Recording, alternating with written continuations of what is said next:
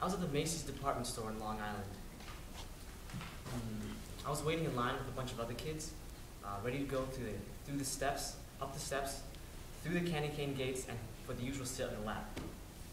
My biggest problem at that time was whether or not I was going to get the Diver Dan Frogman boat set or the Tommy gun that I saw on television.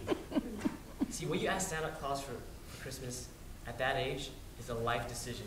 It's really important. There was some kid behind me, waiting in line, chewing bazooka bubblegum way too loud. See, you could tell it was bazooka gum by the way it smelled. See, I wasn't a normal kid at that time, not because I was weird or anything, but because I didn't like chewing gum because of the way it sounded when you chewed it. Sounds like that. Annoying, isn't it? Yeah, I'm still that way today. Don't like gum snappers or chewing gum for that matter. But at that moment, all I could think about was how badly I wanted that Diver Dan, just like my friend Gyro Carbone had. See, Gyro kept his wrapped up in the box it came in. Really nice, really neat.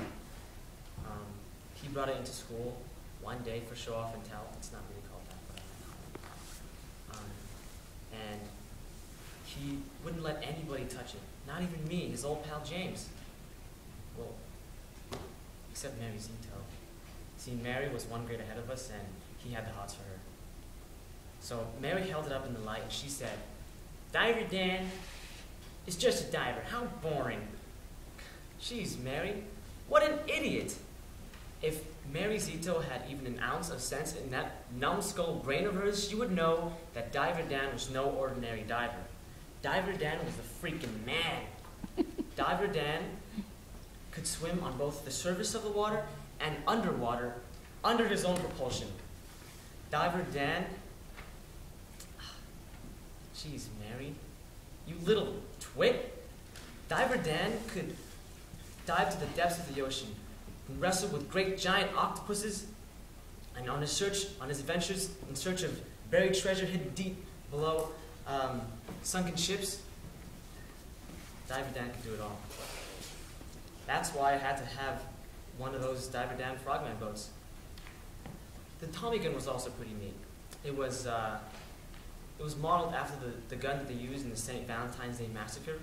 It had a black handle that you could pull back and get a real machine gun sound. It was black on black, so it could match almost anything you were wearing. I saw it once on television on The Untouchables. So it was a must-have toy to have when you're playing toy guns. You could pull back the handle and get a real machine gun sound like and just kill several of your opponents all at once. It was great. That's why I had to have me a Tommy gun.